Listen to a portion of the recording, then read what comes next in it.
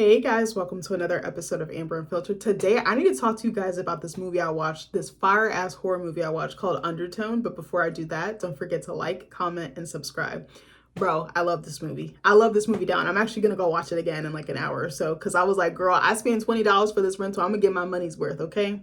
Normally, I would wait till it hits streaming or the price comes down because, you know, girl, I'm frugal.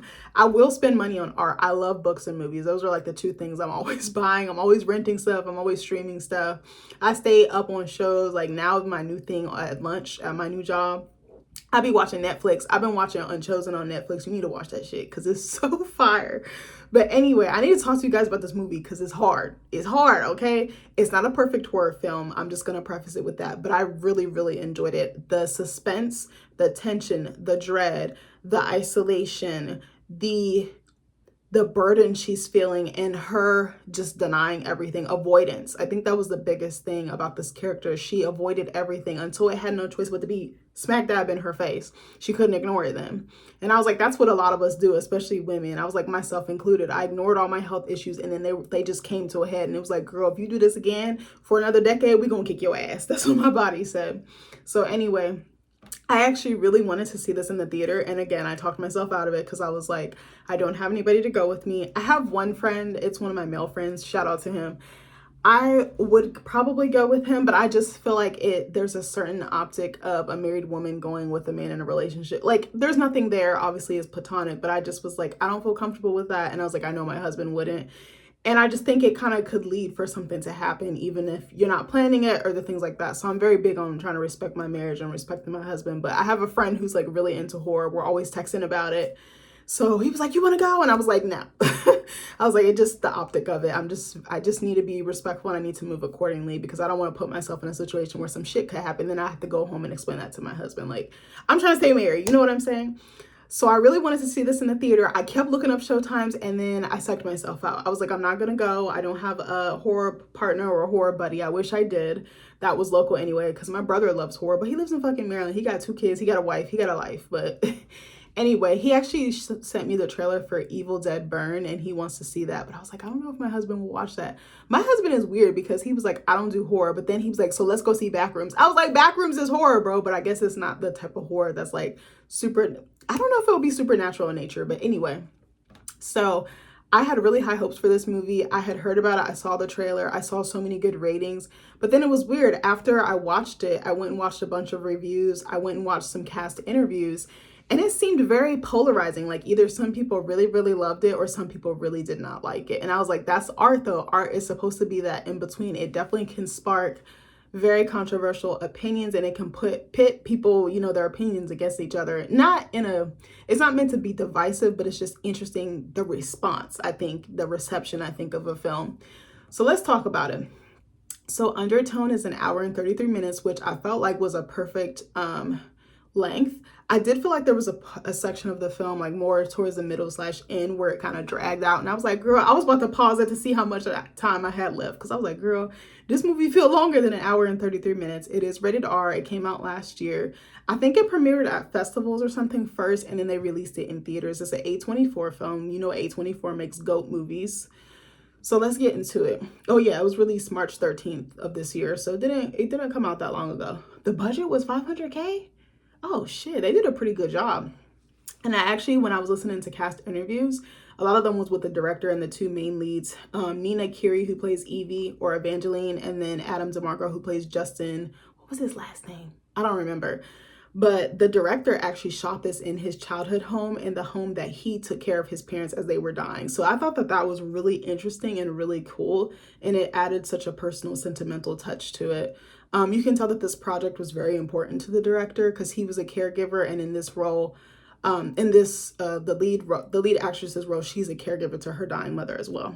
So it says, a podcast host covering spooky content moves in to care for her dying mother.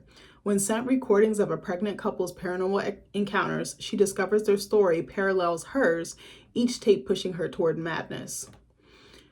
Okay, so let me pull this up. I like the cast. The cast was pretty good.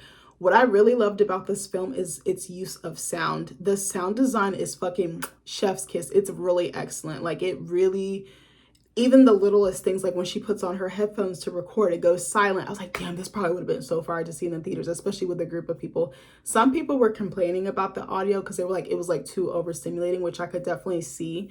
But at home, I watched it and I absolutely loved it. And we have like a sound bar in our living room. Yeah, we kind of bougie over here, but also I'm married to a techie. So anyway, let's see. And it's considered a supernatural horror film. It's written and directed by Ian Tucson. This is his debut film. I think he worked and did something else before this. He had like a day job or something, and he really wanted to be a filmmaker. And I think he actually got let go from his job, or he decided to walk away, and then he just decided to write this movie, which I think is incredible. I feel like it's never too late, you know? So, okay, so let's get into the plot. Oh, it made 21 million? That's actually not bad. So Evangeline, or Evie Babick, is a young woman with a Catholic upbringing, living alone with her comatose mother for whom she provides care. She and her friend Justin, played by Adam DeMarco, who I loved in Something Very Bad Is Going to Happen. His character pissed me off so bad because I was like, this girl went to war behind your raggedy ass, and this is how you repay her? Y'all gotta watch the show. I can't give too much away. So, it's interesting because Evie is very isolated. So she's in this house is kind of small too. It's cute, but it's very quaint. So Evie records very, very late. She records like 3 a.m., which I feel like is like witching hour, you know? But her friend Justin is in London. So it's interesting. Through the dialogue, see, this is a great film that uses dialogue to its advantage. I feel like the dialogue in, what was the movie I just reviewed? I was gonna say Babadook. How come it didn't match? I think the dialogue could have been a lot better. People were shitting on this movie, but I was like, I actually really love this movie. I don't know what the fuck y'all talking about. But anyway, art is subjective. Sorry, I'm sitting back because my wound is starting to hurt. But what was I gonna say? So Justin is in London. So it's like she's distant with all of her relationships. It's like she keeps them at arm's length. And I was like, that's something I can definitely relate to, especially with family, which is one of my toxic traits. Like, I'll just fall back. I don't really say anything. And I'm like, that's not really good, because then people don't even know what's going on with you, and you don't even know what's going on with them. I just check out. I don't know why. It's just a thing I do. I think it's definitely a defense mechanism and something I need to unlearn or maybe do less of. So he's in like fucking London. He records like before he goes to work, but they have this like horror podcast where they like listen to stuff from callers and they kind of analyze it and dissect it. What's interesting is that Evie doesn't really seem to believe in this stuff, but Justin does. And I didn't realize how, I said she was delusional, but I think she just doesn't believe what's in front of her. She can have something in front of her and she'll be like, oh no, that's not true. It's this. She'll try to use something else to excuse what it is. Like, there was an incident where like the water turned on by itself, and she's like, oh, it's just an old house that's leaky, faucet's leaky piping. And it's like, no girl, there's something in your house. Like, you need to be pay attention, okay? So what was I gonna say? Evie thinks that all this stuff on the podcast is fake. She thinks it's just people, you know, pulling their chain, doing like, you know, Adobe PDF editing, photoshopping, or whatever. So Justin one day is sent an anonymous email, and it contains this random string of letters. The email has a weird email address. They get these 10 audio files and they play them on the podcast and then react to them in real time. Well, what's crazy is these files were recorded by a couple. I don't know if they were married or what, but Mike and Jessa are the characters' names. So Mike is like, my girlfriend's been acting weird. She's like been sleepwalking, whatever the case may be.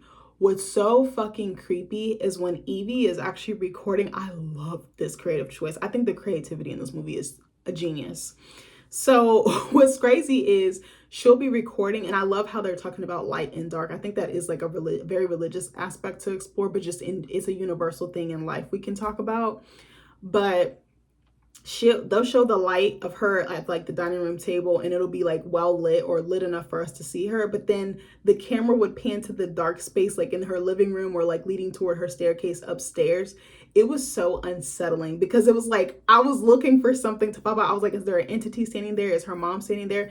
And her mom is like just in the bed. Like, her mom can't get up, she can't eat. Her mom hasn't been eating for a few days, she hasn't been drinking water. Evie's tried everything.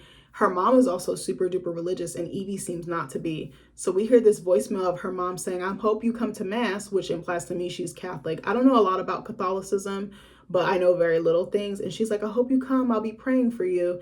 And so there's that aspect, and you can tell that maybe there's some tension or some estrangement there. And I was like, what is it about women having tense relationships with their mom? Because it's like you'll never be perfect in their eyes. You'll always be looking for their approval, but it's like nothing you do is never good enough. And if you don't fall in line with exactly what they see for you or they want for you, it can be difficult. But I like kind of like the undertone of that, no pun intended. So they start listening to these files, and they listening to this at 3 a.m. I said, so you want to be dragged up the wall by a demon? That's what you want for your life? So in the first recording, Jessa sings London Bridge, but it's so creepy, bro. Like, I love the way that they warped it. It almost reminded me of the trailer for Us by Jordan Peele, how they did I Got 5 on It, but it gave it that horror twist. This one was so fucking creepy. It almost reminded me of Tiptoe Through the Window. And was it Insidious? Y'all know what I'm talking about. I think it's Insidious. My brother used to send me that song, and I was like, are you trying to torment me? And he would sing it, he would blast it. And I was like, bro, you know that's creepy. Because there's something creepy about children's voices being warped for like evil purposes. So then Justin plays it backwards, and he plays the recording backwards, and he's like, I hear something, a voice saying Mike kill all. So it's telling the boyfriend to do something evil or sinister. So then Evie's like, bitch, I'm about to transcribe this. So she starts going down a rabbit hole, looking at children's songs. She finds Ba Ba Black Sheep, which is her favorite song. And I think the movie opens with that. Bro, in reverse, she decodes it, and it says lick the blood off. I said, I know you motherfucking lying. I was like, no way. So then there's some other stuff that happens, but damn, I can't remember. I'm about to watch it again after this too. Well, actually, I'm gonna work out and then watch it again.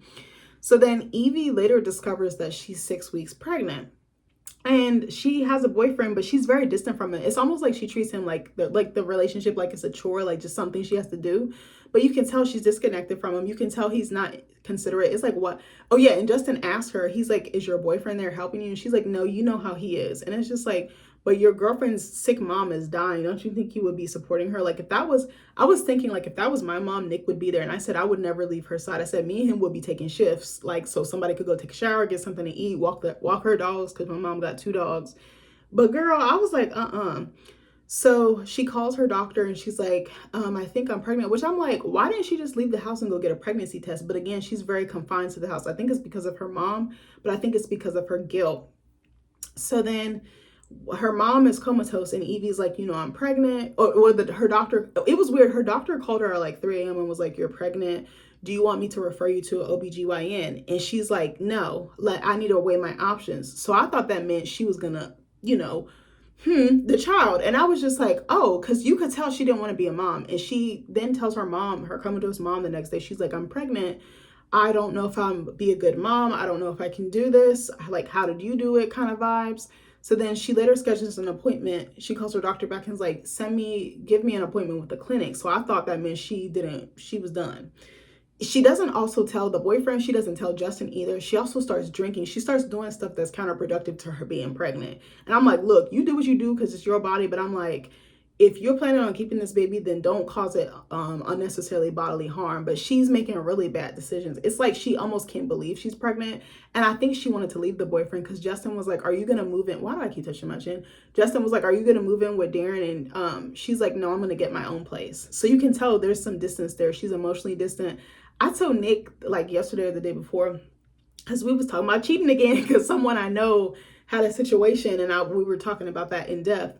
But what happened? I told Nick, I said, women will mentally and emotionally leave a relationship. So even though we're physically there or physically present on the outside, I was like, we be done with relationships months in advance and we know we need to leave, but we don't. So I was like, what do you do in that situation? I was like, I guess that's still considered cheating. But I'm like, he was like, if you guys know that you're over and you like kind of mutually agree. But I was like, what if you start talking to somebody and you haven't like fully cut that loose end, Hold on 1 second. My little bum is starting to hurt. But it was interesting. So, and another thing is like her and Justin, I kind of thought that they had a thing like they were exes or something, but I guess they're really good friends. She hadn't seen him in 5 years either. And I'm like, why is she so isolated from everybody in her life? And I was like, it's deliberate. It's a protective mechanism. And I was like, that's definitely me. Sorry, I'm sitting to the side like this. I'm trying to be professional, but Lord, my butt hurt. But I was like, I can kind of relate to that because I really don't be telling too many people my business anymore. I've just kind of fallen off and I've stopped giving people as much access to me. But I think it's her the thing with her mom, I was like, I wish I had more context as to the relationship and if there was some estrangement, some tension, because her mom is super devout and she's not, and she kind of gave up on her faith in a way. I think that could be a huge point of contention for anybody, regardless of the dynamic or relationship. So then each night they play more and more recordings from Mike and Jess. Some of them recordings, I was like, damn, you hear like demonic voices, you hear like boom, boom, boom, like you hear really loud noises. And at the same time, stuff is happening in her house. Oh yeah, I love the lighting in this movie. So there's a couple of scenes. People were complaining about the repetitiveness, but I think it added to the tension and suspense for me and the pacing. So there was a scene, I don't remember which one it was, where Evie was like, okay, let's call the podcast short and we'll finish up. So she gets ready to go. It's like a small green winding staircase, and she sees this like fluorescent blue light on in her mom's room. Her mom is comatose. She can't walk. So who the fuck is in there? And she like goes up in there, and then there's scenes where like it's flickering or it's something to grab her attention. She still denies it. She still acts like nothing happened. She's thinking it's her mom, but it's like, it's something either possessing your mom or something in that house with you that ain't supposed to be there. It's supposed to be 2 of y'all, not 3 of y'all. So anyway, the recordings just get crazier and crazier. There's a phrase that said, I'm not going to repeat it because I'm not trying to open no portal or nothing like that. But there's a phrase that said, and they discovered this entity that basically I think, suffer from miscarriages or lost children. So she goes after women who are pregnant, and she basically unalives their children, which I thought was a very sensitive thing. I guess the director was trying to talk about life and death, and I think he kind of did achieve that, like the yin and yang of that. But I was like, this movie could be really hard for someone struggling with infertility. I mean, I guess I can really say, I don't really want to put this on myself, but I know that it's going to be harder for me to get pregnant. So I was like, yeah, that's a little bit a lot. Like if you're even thinking about conceiving, trying to conceive, taking steps toward conception, I was like, that could be a really hard theme in the movie because it comes up a lot, and there's like some unsettling or jarring images that kind of touch on that.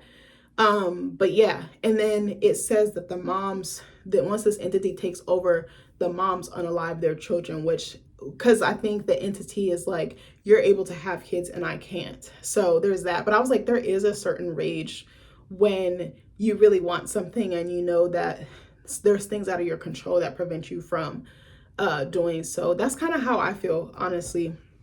To be real with y'all, I have been going back and forth because me and my husband had talked last year. I'm telling y'all some of my tea. We had talked last year, and we're really like, I think we want to start taking steps to try.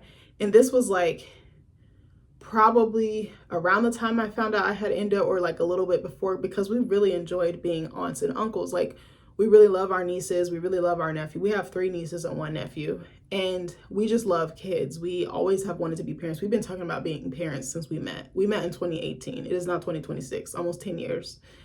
And I always knew I wanted to have kids with him. He always knew he wanted to have kids with me. And through all of my health stuff, my views on motherhood have changed because it's hard for me. Sometimes I'll be like, I don't want kids. Like, it's so weird, but I know that's just the grief and the pain talking. Or I'll be like, not right now. Or I'll be like, I can't see it. When just last year I could see it, and we had like come to that conclusion because everybody kept asking us. But then the health stuff kind of took over. And then it was like, I don't feel right in my body. I want my body to feel healthy. And I want to know that I did as much preparation as I could, not to be perfect, but to get my body to a healthy standing just for myself and my sanity and my wellness, but then to also carry a child. And I didn't feel ready. So then I changed my mind. And I think that was like a point of contention for my husband. But it's just like, I have 2 things working against me. I have endometriosis and I have PCOS. PCOS is like a huge barrier to entry. Endo is too, but I was like, I got that managed for the most part. The PCOS is very stubborn. I'm still working out the kinks. Like, I've been working very diligently with my dietitian to work through it. I've gone to my dermatologist. I've gone to several doctors to figure this out. And I still feel a lot of grief, and it's hard because I have people around me that I care about and love that are having kids, and it brings up a certain sadness. And to be honest with you, I feel like I've been pulling away from family too, especially my in-laws, because my oldest brother-in-law and his wife have kids, and I love them to death. And sometimes I'm like, I can't be around them. I can't look at a kid right now. Because it's like devastating to me, because I'm like, I really want that, and it feels like I can't have that.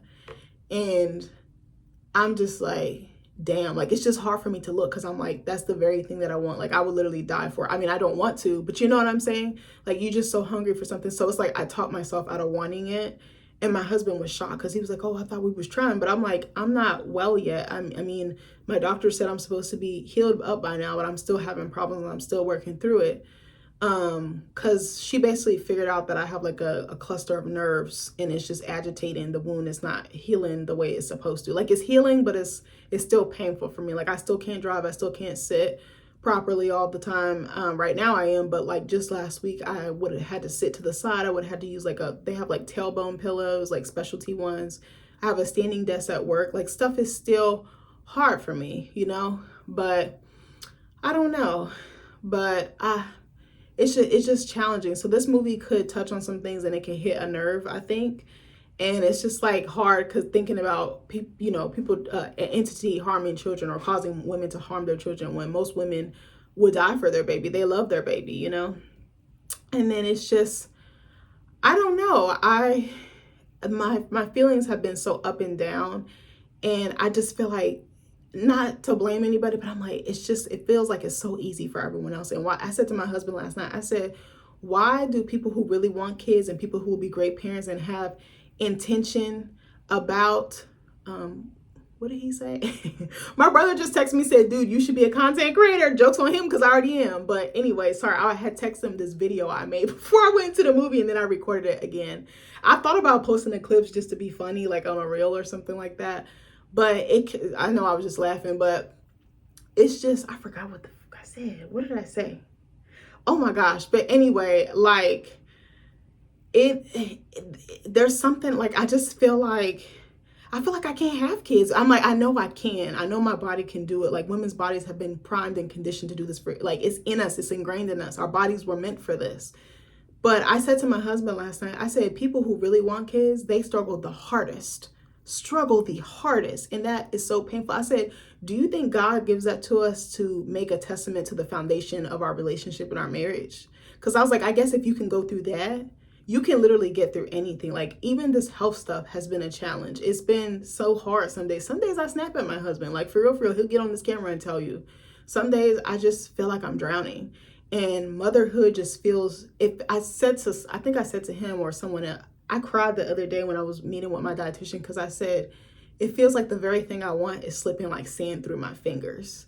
And it was just, like, it's so hard to explain that feeling. And it's isolating. So I think this movie kind of does a great job of that. I know I just went on a tangent, but I really wanted to put that out there. I remember I broke down in my session because I had been feeling it and I had bottled up that feeling and I didn't tell anyone. And then she asked me something and it just came, it was like a dam just gushed. And I just cried and she just let me do it. She just was like, you know, you could change your mind in a few months. You could change your mind in several months. And I was like, I know, but in this moment right now, it just feels unattainable. And it's really like the only thing I want besides being a writer. Like I'm technically already a writer. I would love to put out a novel, but I feel like that shit is so intimidating, but I don't know. But anyway, let me get back to the review. I'm sorry, I just went off on a whole tangent, but I really needed to be real with y'all, you know? So anyway, so Evie, as they're listening more to the tapes, more shit is picking up, more shit is ramping up. I can't remember it all in order. This is such a bad review. So she just, oh, like there's an incident. This shit really took me out. This made me so pissed. Evie's character pissed me off in so many ways because I was like, bro, I would never do that. But I love characters who do shit I would never do. So there's a scene where her raggedy ass boyfriend calls. And what's interesting is, again, the use of audio and just like phone calls and stuff. We see her talk to a lot of people, but she never is face to face with anybody. Even with her podcast host, it's just audio. There's no face to face. And I thought that was really brilliant. So she's on the phone with her boyfriend. She's, you know, fussing with her mom, fixing her ready, you know, fixing her up. Her boyfriend's like, I'm throwing a party. You should come through. This party is for you. I'm trying to cheer you up. And she's like, I have to look after my mom. And he's just like, no, come through. Like, you don't have to, you know, just come through, pull up. And I was like, she really about to leave her mom who's comatose and literally about to die because the nurse comes in and is like, and even when one person did come in the house, it was the nurse. We don't see the nurse's face. And I think it's deliberate. It's just such a deliberate, genius, delicious, artistic choice. And the nurse is like, yeah, she could die any day now. Like her breath will basically rattle. She'll have like a dying rattle breath. And that's how you'll know that she's gone. So girl, Evie leaves her mom, her comatose mama. I said, I would never fucking leave my mom. I said, no, girl, in there like swimwear. I'm acting like I'm her security. I don't play by my mama. So she leaves, goes to the party, and she's like, Mom, I'll be right back. I'll be for a few hours. Girl, she come back the next day. I said, oh, Lord. So then she comes back. What killed me was she's taking her sweet time. She got her kettle. And there's an entity or incident in the kitchen, and she's, like, I love the way she portrays fear. She has a very emotive face, the actress who plays her, Nina Kiri. Also, she just seems like such a lovely actress. I've been watching a lot of interviews, and she's so smart and articulate. All three of them are. The director, her co-star, Adam DeMarco, and Ian Toussaint, I think, is the director. But so she goes upstairs. Why her mama on the floor? She just laid out on the floor. I was like, oh, hell no. I was like, is something inside her mom? So just little stuff like that happens. There's an incident where she's upstairs and the closet opens and the light turns on. Girl, don't you know I would have left my mom in there? I just said I would be security for my mom, but if I see some shit like that, I'm booking it like Usain Bolt, baby. I'm beating feet, okay? So what else was I gonna say? And the recordings are really well done. They're very believable. I love the voice acting in this movie. I love the sound design. I love the lighting. I love the paranoia, the terror, the isolation. I love the themes of like caregiving and like wanting it to be over. It actually made me think of one of my friends who went through this recently. I don't want to put her on blast too much, but she took care of her mom who was like really sick, and this movie made me think of her. And I don't think she really watches horror like that, but I was like, she would probably really it would resonate with her. And I watched interviews, and the director said that he wanted to talk about caregiver burnout and was hoping that this would spark some type of change. He took care of both of his parents, first his mom and then his dad, for 2.5 years. And he was like, he had a brother, but his brother had 3 kids and was married. So he was like, I already knew what I had to do. And he moved back in with his parents and took care of them up until their deaths. And I was like, that's so isolating. And that's when he wrote Undertone. And I was just like, that's such a unique niche experience, and it's probably emotionally draining. But I remember my friend would like go out. I would be like, sis, let's go out to eat. And she would talk and she'd be like, I'm just ready for this to be over. And I told her, I was like, that's okay. She was like, I'm ready for her to be gone. And I was like, that's a real ass thing to say and a real thing to admit to someone else out loud. But I really try to hold space for her and honor that, because I was like, I know their relationship is complicated and estranged. And I think there's a complexity and a depth there when you're a child taking care of your parent, a grown child taking care of a grown parent, and you had already had a tense or complicated or estranged relationship, and you're the sole caregiver. My friend was a sole caregiver from sunup to sundown. She also is the daughter of an immigrant, so there's that layer. Then she had a sibling similar to the director, but she was the one taking care of the mom because her brother was super unreliable. She also hired a live-in nurse like aide. That was a whole thing. My friend's mom was also blind. So that like added so much stress to her. My friend was cooking from sunup to sundown, managing all her appointments. She was taking off work all the time to take her to appointments, managing her medicine, managing her legal stuff, managing her money. It was insane. And then my friend's mom also had properties in another country. So that was like a whole thing. And then when she passed, it was so sudden. So it just made me think of that. And I was like, I don't know how my friend did it. Like, I really don't know. I was like, you are an angel, a literal angel, because the stuff her mom did to her, like, nobody probably would go take care of their mom. But she just, I feel like it was almost like no one else could do it. But I just thought it was interesting. And I was like, you have to be careful how you treat your kids, because it will come back to haunt you. It will come back to bite you. And my friend was like, I think she was like relieved when her mom passed, but I think there was still a sadness. There was still an anger, almost like a rage, and her rage was very justified. I won't say why, but if you knew the reasons, you'd be like, okay. So anyway, in the final recording, Jessa is like, I have to warn anyone who's listening. I almost feel like it was like Evie was looking in a mirror and it was almost her with her boyfriend, even though her boyfriend wasn't with her. There's some fan theories that this stuff happened in the past and Evie had like a psychotic break and like her mom already passed. This, like, I don't know, but I was like, I need to watch it again to really get a feel for it. So anyway, Justin her co-host tries to respond to this sender, and then the email bounces back. The email address is like mail subsystem delivery cannot be found or whatever.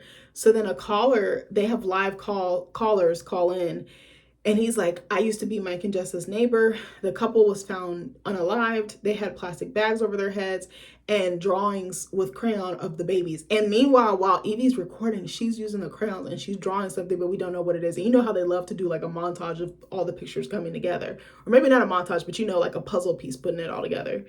So then it says that Jessa was pregnant at the time of her death. But then it was weird. They had like babies crying. Like it was very trippy. And then another caller is like, can I speak to Mary? Which is what Evie was going to name her unborn baby. I said, I know you motherfucking lying. I said, it's something from another dimension, bitch. So then, what was I going to say? And then she's like, oh, there's nobody here by that name. She's also hasn't told anybody she's pregnant except her mom who's comatose because she knows she can't do anything about it. So then a final caller named, I'm not going to say it because it's the name of the entity, calls in. And we basically, shit goes left so quickly. And then Evie's like, I'm kind of responsible for my mom, kind of her health declining because I didn't pray for her. I didn't do the things she asked me to do. I wasn't really there for her. And I was like, damn, see, I wish I had more as context as to the relationship. I really needed that because I really would have solidified for it. So then Evie goes up the stairs and the walls are just covered in crayon drawings.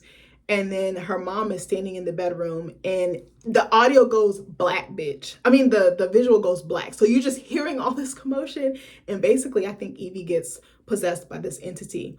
What I absolutely adored, again, her dress, the character's design was very simple. It was very realistic. Like, she didn't wear a ton of makeup. She had like a cute little like bob. She wore like really cute clothes. But I loved her mannerisms and how she moved because she had like a podcast personality and then she had kind of like her regular everyday personality. But that was kind of shrouded by like that isolation, that grief, that guilt. But I also loved, there was something really creative and clever I absolutely adored. When it would go to another shot, like to go to the next day, the screen would just black out. I was like, oh my God. I felt like I was in utter terror because I felt like I was in the character. I was like, I'm Stevie Wonder to the boot. Like I was in the dark and I was like, the character's in the dark, but the audience it was in the dark. It was so unsettling, but I loved it. And I loved, like I said, they would have scenes where there would be light and there would be dark and you'd be trying to figure out if there was something was about to pop off. There were so many cool instances. There were really good sequences. I think it had really good pacing, except there was one section I didn't absolutely love. I was a little confused about the entity and just why it came into her life when it did. I knew she was pregnant, but I don't know, that part was a little bit confusing for me. I really like the chemistry between Nina, Kiri, and Adam DeMarco, so Evie and Justin, who were like the podcast co-hosts.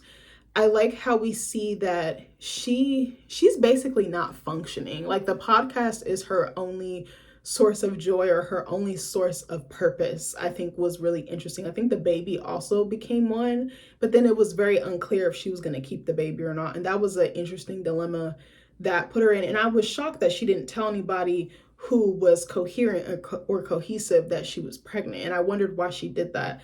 But I kind of understand sometimes keeping something for yourself. Like I said in my other video, I kept my second surgery to myself. I didn't really tell a ton of people. I was telling people like the morning of or like after, because people would check on me. They'd be like, how you doing? And I'm like, oh, bro, I had another surgery. And they're like, what? There's just, sometimes you just want to keep stuff to yourself and you just need to sit with stuff. So I definitely could see that for her. I would like to see Nina, Kiri, and something else. I would actually like to see all of them work together again. I listened to an interview and they said that the way they recorded the podcast was Nina Kiri was on the first floor of the director's house and then Adam DeMarco was upstairs. But it genuinely did feel like they were long distance. And when she started drinking again, Justin was like, girl, put the bottle down. It was like he knew her. He knew her tics. He knew her better than she knew herself. And I was like, did they have something going on in the past? And maybe that's why she's distant. But I also wonder what made her distant. Like, I obviously know caregiving is very exhausting and you don't really get a lot of respite or breaks. You just have to you're just on a hamster wheel, essentially. But I wondered, okay, so who was her friend group? Has she gone to school? You know, different things like that. Does she have any past trauma? Where's her dad? Does she have any siblings or anything like that? She kind of gave like only child to me. And I was just like, damn, I feel really bad for this character. I didn't love her character. Like, she wasn't a character that I was rooting for, but I did feel bad that she was in this situation because it seemed like she couldn't really get out of it. I don't know. I almost felt like Mike and Jessa were a mirror of her and Darren, her boyfriend, but I was like, dang, we didn't get any interaction with Darren like that except for like one or two phone calls. but I really like the way that this was shot. There were some really beautiful shots. The camera work is excellent. The dialogue is pretty good. The character development, I think, needed more work, but I think it was better than, I keep wanting to say Babadook Hokum. I haven't seen Babadook since it came out. I feel like I kind of want to rewatch that movie, but maybe not. Sorry, I like to crack my knuckles.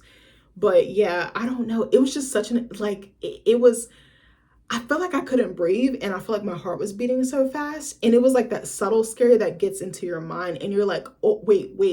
Like, it was just, the pacing was so damn near perfect. The tone was very interesting.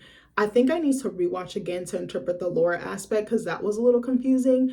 I can get a little lost when there's like a lore. I get very confused because sometimes lore isn't always so cut and dry. Something that I thought about was Huesera, the Bone Woman, because that was one of my favorite folk horrors from last year. I told you it was like this woman, she was pregnant. She was in a monogamous, like heterosexual relationship, but she was actually queer.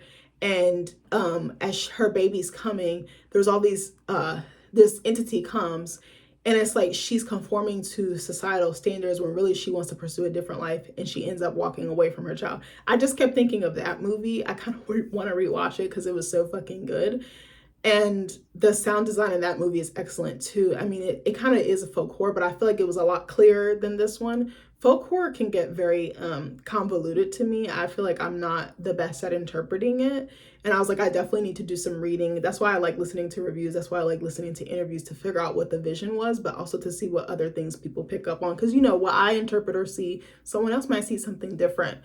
But the character was interesting to follow because she just did not want to believe what was in front of her. It was like, she was like, la, la, la. Like, okay, there's a demon right there. Okay, well, yeah, it's not there. It's a shadow. It's like, girl, you don't fucking see that. But I like Adam DeMarco a lot. I'm curious to see what other projects he does. I'm not familiar with him. I know they said he was in The White Lotus. I don't know what season. Also, shout out to The White Lotus. Season 1 was so clutch. I didn't like season 2. I was like, I can't bring myself to watch 3, or is there a 4? I don't remember.